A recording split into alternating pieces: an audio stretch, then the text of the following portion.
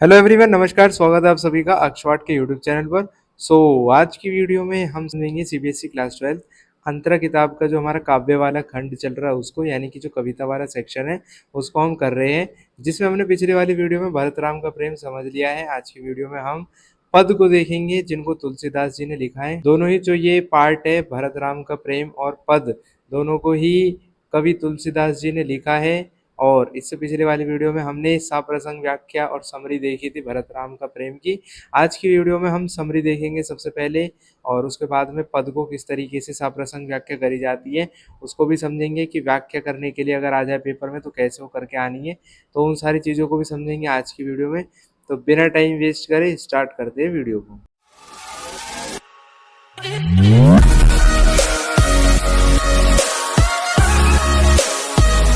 तो देखो, जब भी हम साप्रसंग व्याख्या की बात करें तो सबसे पहले आपको एक बैकग्राउंड पता होना चाहिए, ठीक है? तभी आपको पता रहेगा कि क्या चीज़ें लिखनी है एक्सप्लेनेशन में, यानी कि व्याख्या में।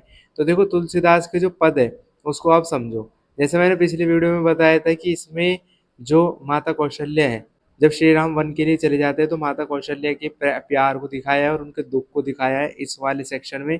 तो देखो क्या होता है इसमें। महान कवि तुलसीदास जी द्वारा रचित ये पद उनकी प्रसिद्ध रचना कवितावली से लिए गए हैं। ये इंपॉर्टेंट है, याद रखना, ठीक है? कहाँ से लिए गए? तो कवितावली से लिए गए हैं। और इन पदों में कवि ने माता कौशल्या के उस गहरे दुख को और ममता का वर्णन किया है जो श्री राम के वनवास जाने के बाद, यानी कि वन जाने के बाद में उनके मन में पैदा होता है। यानी कि इन पंक्तियों में जो आप पढ़ोगे, स्टेंजास पढ़ोगे ना पद के, तो इन पद में भगवान श्री राम जब वन के लिए चले जाते हैं तो उसके बाद में माता कौशल्या को जितना दुख होता है उसको दिखाया गया है।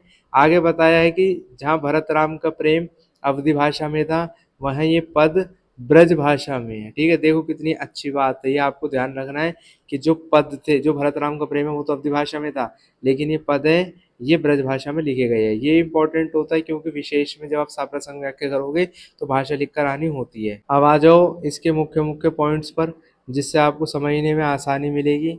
तो देखो, जो ये हमारे पद है इसमें वात्सल्य वियोग यानी कि माता के दुख का वर्णन किया गया है। तो ये बात आप ध्यान रखना, ठीक है? माता के दुख को इसमें बताया है। इन पदों में माता कौशल्या की व्याकुलता का सजीव चित्रण किया गया है। राम के बिना उन्हें पूरी अयोध्या सोनी लगती है। जब एक माँ से उसका बेटा छीन लिया जाता है तो उसको पूरी दुनिया खाली लगती है। तो इसी तरीके से माता कौशल्या को पूरी अयोध्या सोनी सोनी लग रही है क्योंकि राम जी चले गए हैं। वे राम के बचपन की छोटी छोटी चीजें जैसे धनुष, जूतियां को देखकर उन्हें याद करती है और रोने लगती है। यादों का सहारा, माता कौशल्या अक्सर भ्रम में जीती है। उन्हें लगता है कि राम अभी भी घर में ही हैं। वे उनके कमरे में जाती है, वहां जाकर उन्हें पहले की तरह ही जगाने की कोशिश करती है और कहती है कि उनके मित्र दरवाजे पर उनका इंतजार कर रहे हैं, खड़े हो जाओ। यहाँ पर आप देखो तो आपको पता लगेगा इन लाइनों को पढ़ के कि एक माता की व्यथा को दिखाया गया है, किस तरीके से माता कौशल्या बिहेव कर रही है जब राम जी चले गए हैं, ठीक है? तो इसको पढ़ने से ही आपको समझ में आ रहा होगा कि क्या बात बताई जाएगी इसमें। फिर दूसरे पद में कवि ने ये बताया है कि राम से केवल इंसान ही नहीं बल्कि पशु पक्षी भी बहुत ज़्यादा प्यार करते थे। माता कौशल्या राम के प्रिय घोड़ों की हालत देखकर बहुत दुखी है। जैसा कि हम सबको पता है कि जब किसी इंसान से अगर कोई इंसान चला जाता है, जैसे कहीं दूर चला गया, ठीक है, उसके बाद में जो उसके पालतू पेट होते हैं ना, वो भी उस इंसान को याद करके रोते हैं। तो जो राम जी के घोड़े हैं वो भी बहुत ज़्यादा दुखी है, जो राम के बिना दिन पर दिन वैसे ही मुरझा रहे हैं जैसे पाला गिरने पर कमल का फूल मुरझा जाता है। यानी कि जैसे कि पाला पड़ने पर कमल का फूल मुरझा जाता है, वैसे ही राम जी के चले जाने से उनका जो घोड़ा है वो कमजोर हो रहा है। इसके बाद में तुलसीदास जी मोरनी का उदाहरण देते हैं। तुलसीदास जी ने माता की दशा की तुलना सिखी यानी कि मोरनी से की है। जैसे मोरनी अपनी मस्ती में नाचती है पर अचानक अपने पैरों को देखकर बिच्छू के दुख में रो पड़ती है। यानी कि मोरनी पहले तो डांस करते रहते हैं, लेकिन जैसे उसे पता लगता है कि जो उसके पैर है तो वो पहले जैसे नहीं है, तो मोरनी क्या करती है, दुखी हो जाती है। तो वैसे ही कौशल्या माता पुरानी यादों में खुश होती है पर हकीकत जानती है ना जब वो कि राम जी चले गए, तो ये जानकर एकदम अचेत और दुखी हो जाती है। यहाँ पर हमने समझ लिया है। अब आ जाओ निष्कर्ष पे, ठीक है? निष्कर्ष के बाद हम स्टेंजा बाय स्टेंजा समझेंगे सारी चीज़ों को। तो निष्कर्ष में क्या है, ये पद न केवल मनुष्यों के बल्कि पशुओं के भी श्री राम के प्रति अटूट लगाव को दिखाते हैं। ये पाठ हमें सिखाता है कि अगर एक माता की इच्छा अपने पुत्र के प्रति कितनी निस्वार्थ और गहरी होती है। यानी कि एक माता होती है जो अपने बच्चे से कितने ज़्यादा प्यार करती है, उसको इस वाले पद में दिखाया गया है। अब ये वाली चीज़ जब आपने पढ़ ली है तो आपको सप्रसंग व्याख्या करने में किसी भी तरीके की दिक्कत नहीं आएगी। क्यों? क्योंकि अब आपको एक बैकग्राउंड पता चल चुका है ना कि इसमें क्या-क्या चीज़ बता रखी है। तो अब देखो, अब तुलसीदास का जो पद है पहला वाला उसको देखो, जननी निरखती बान धनुहैया, जो ये वाले स्टैंजा है। अब हम इसकी साप्रसंग व्याख्या देखेंगे। साप्रसंग व्याख्या में सबसे पहले लिखा जाता है इसमें प्रसंग, ठीक है, उसके बाद में लिखा जाता है व्याख्या एंड लास्ट में लिखा जाता है विशेष। विशेष का मतलब ये हो गया कि इसमें भाषा कौन सी है, अलंकार कौन सा, ये वाली चीज़ लिखी जाती है। तो ये चीज़ आप ध्यान रखना, जब भी साप्रसंग व्याख्या का क्वेश्चन आए तो तीनों चीज़ें लिख कर आनी है, पहले प्रसंग, फिर व्याख्या, फिर विशेष। प्रसंग में लिखना पड़ेगा कि प्रस्तुत पंक्तियाँ जो है कहाँ से है, तो प्रस्तुत पंक्तियाँ हमारी पाठ्य पुस्तक अंतरा भाग 2 में जो महान कवि है तुलसीदास जी, उनके द्वारा रचित पद से ली गई है। ये स्टार्टिंग की लाइन हो गई जिसमें हमने कवि का नाम बता दिया है और कविता का नाम बता दिया है। अब श्री राम के वनवास चले जाने के बाद में माता कौशल्या बहुत ज़्यादा दुखी है। वे राम की बचपन की वस्तुओं को देखकर उन्हें याद करती है और वात्सल्य प्रेम, यानी कि माता का पुत्र के प्रति जो प्रेम है उसमें व्याकुल हो जाती है। तो यहाँ पर ये वाली बात बताई गई है कि किस तरीके से श्री राम के वनवास जाने के बाद में माता कौशल्या बहुत ज़्यादा दुखी है, उन चीज़ों को इसमें बताया गया है। ठीक है, अगर आप इन सारी पीडीएफ का लिंक लेना चाहते हो तो ये आपको मिल जाएंगी फ्री ऑफ कॉस्ट में। जो हमारा व्हाट्सअप नंबर गिवन है ये, आप इससे हमें कांटेक्ट कर सकते हो और जितनी भी आपको पीडीएफ चाहिए, नोट्स चाहिए, कोई से भी क्लास की, कोई से भी सब्जेक्ट के, तो आप हमें कांटेक्ट कर सकते हो। सारी चीज़ें आपको मिल जाएंगी फ्री में।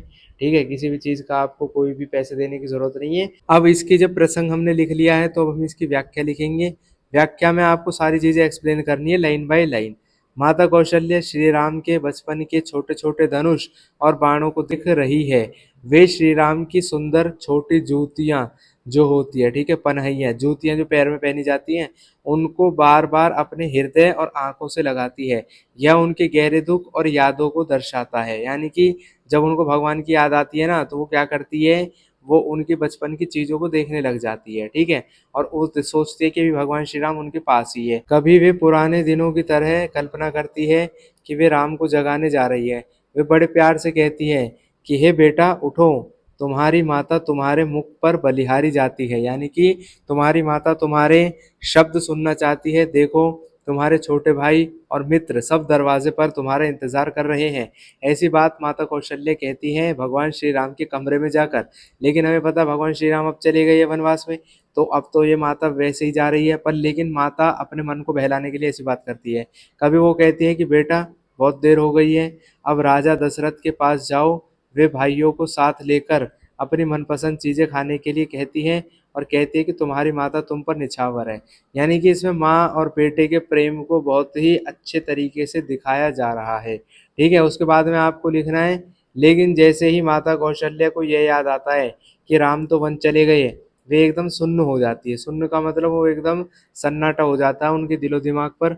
उनकी दशा ऐसी हो जाती है जैसे ये चित्र में लिखी मूर्ति जैसी हो। यानी कि ऐसी हो जाती है बिल्कुल शांत एकदम स्वभाव, यही लगता है कि जैसे कोई फोटो है। ठीक है, हिलती डुलती नहीं है, एकदम सदमे में पहुंच जाती है जब उनको पता लगता है ना कि भगवान श्री राम चले गए वन के लिए। तो ये बात इसमें बता रखी है।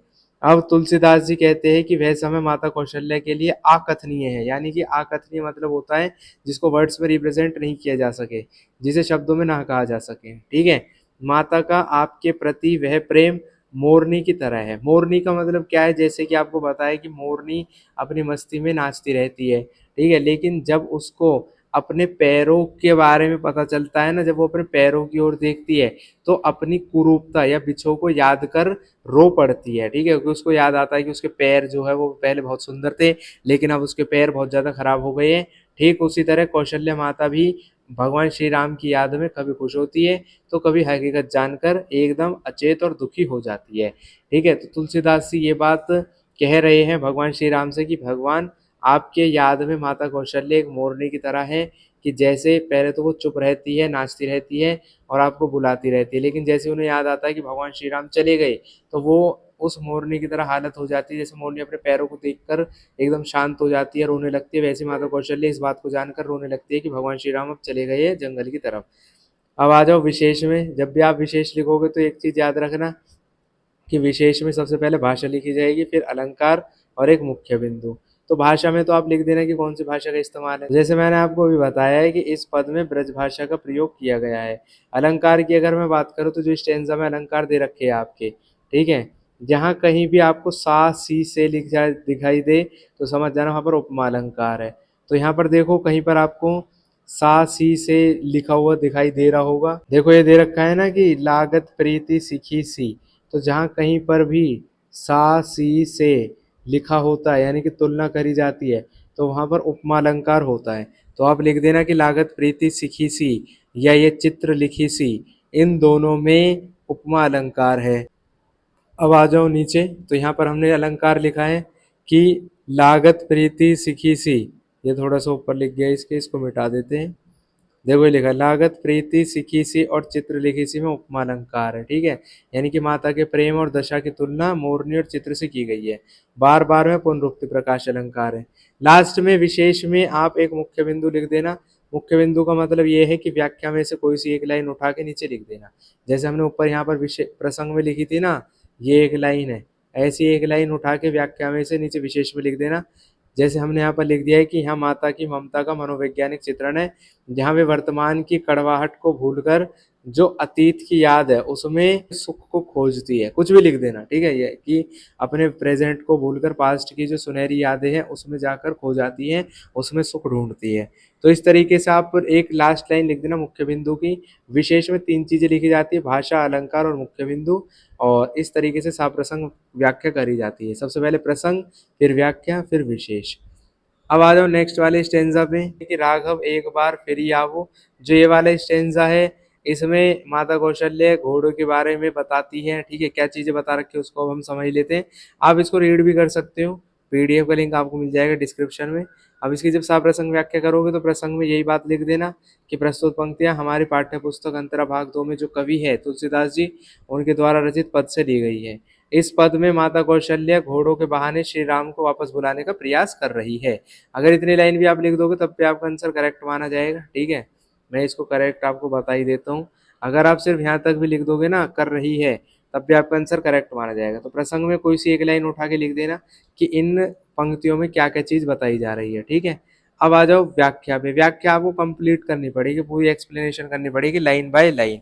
इसमें क्या है, माता कौशल्या अब पुकारती है कि हे राघव राम, एक बार अयोध्या फिर से लौट आओ। तुम अपने इन घोड़ों यानी कि बाजी को एक बार देख लो, फिर भले ही दोबारा वन को चले जाना, यानी कि सिधावो। देखो इन वाली पंक्तियों में जो माता कौशल्य है उनके प्यार को दिखाया गया है। वो भगवान श्री राम से बोलते हैं कि एक बार तो आ जाओ, कम से कम हमारे लिए ना सही तो इन घोड़ों के लिए आ जाओ, और जब इन घोड़ों को देख लो उसके बाद चले जाना, क्योंकि घोड़े भी कमजोर हो रहे तुम्हारी याद में। इसके बाद में वो कहती हैं कि जिन घोड़ों को तुम अपने कर पंकज, कर का मतलब हाथ होता है, पंकज का मतलब होता है कमल, यानी कि कमल जैसे हाथों से पानी पिलाकर सहलाते थे और बार बार पुचकारते थे, वे तुम्हारे प्रिय घोड़े अब कैसे जीवित रहेंगे। यानी कि तुम्हारी याद आ रही है उन घोड़ों को भी, तुमने तो उन्हें बिल्कुल भुला दिया, यानी कि बिसार दिया, ठीक है। यहाँ पर जो संस्कृत के वर्ड लिखे हैं ना बीच बीच में, ये इसलिए लिखे गए जिससे आपको पता लग जाए इनका मीनिंग। जैसे बिसारने का मतलब भूलना होता है, ठीक है। कर पंकज का मतलब कमल जैसे हाथ होते हैं। व्याख्या में आपको वैसे इन सब चीज़ों को लिखकर नहीं आने की ज़रूरत है, तो मैंने आपको समझाने के लिए लिखे हैं। पर फिर भी आप ध्यान रखना कि इसमें ईजी लैंग्वेज का इस्तेमाल करना है आपको, ठीक है, ज़्यादा कठिन शब्दों का इस्तेमाल नहीं करना है। अब आगे क्या होता है, माता बताती है कि भरत तुम्हारे इन घोड़ों को बहुत प्रिय मानकर उनकी 100 गुना ज़्यादा देखभाल कर रहे हैं। यानी कि जो भगवान के भाई है भरत, भरत जी भी इन घोड़ों को प्यार करते हैं, वे उन्हें कोई दुख नहीं होने देते।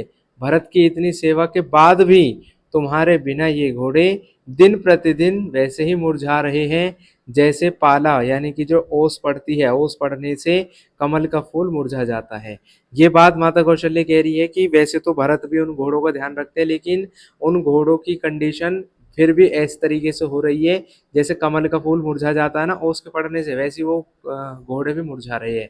कौशल्य किसी राहगीर से कहती है कि हे पथिक, अगर तुम्हें वन में राम मिले तो मेरी यह इच्छा और मेरा यह संदेश उन्हें जरूर देना।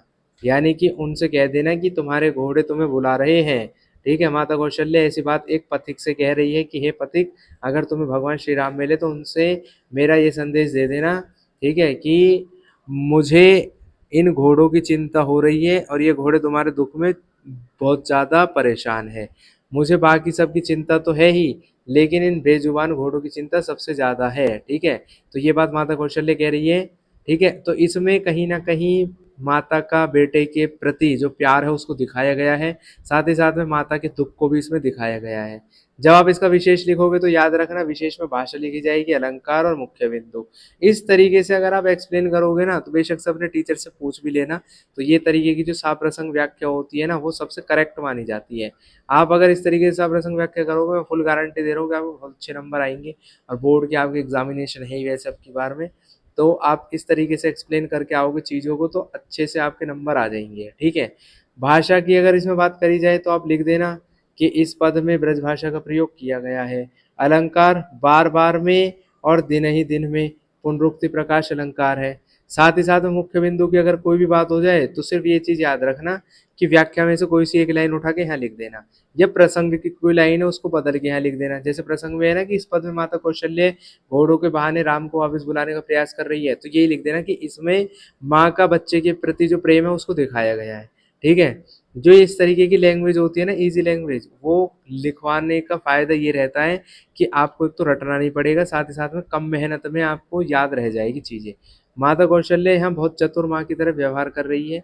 उन्हें पता है कि राम अपने कर्तव्यों से बंधे हुए हैं, इसलिए वो घोड़ों की ममता का वास्ता देती है और उन्हें बुलाना चाहती है। तो इस तरीके से आप इसका मुख्य बिंदु ये वाला भी पॉइंट लिख सकते हो। कुछ भी आप लिख सकते हो इससे रिलेटेड, ठीक है? कुछ भी का मतलब ये नहीं कुछ भी लिख दोगे। कुछ भी का मतलब ये है कि इससे रिलेटेड आप कुछ भी लिख सकते हो, एक्सप्लेन कर सकते हो। और यहाँ पर ये वाला जो हमारा टॉपिक है, ठीक है? जो तुलसीदास के पद है, उसको हमने समझ लिया, उसकी समरी तो देख ही ली है, साथ ही साथ में साप्रसंग व्याख्या भी समझ ली है। पॉइंट टू पॉइंट चीज़ें सारी हमने समझ ली है। आई होप आपको एक-एक चीज़ समझ में आई होगी। अब इसी तरीके की और भी सारी वीडियोज़ आपको मिल जाएँगी अक्षवाट के इसी यूट्यूब चैनल के ऊपर। इंस्टाग्राम पेज दे रखा है, आप इसे फॉलो कर सकते हो। ये हमारा टेलीग्राम चैनल है। और अगर आपको किसी भी तरीके की सपोर्ट चाहिए तो ये आप हमारा व्हाट्सएप नंबर है जिस पे कॉन्टैक्ट कर सकते हो। मिलेंगे नेक्स्ट वीडियो सीरीज़ में, तब तक के लिए खुश रहें, स्वस्थ रहें, जुड़े रहें अक्षवाट के साथ। जय हिंद, जय भारत।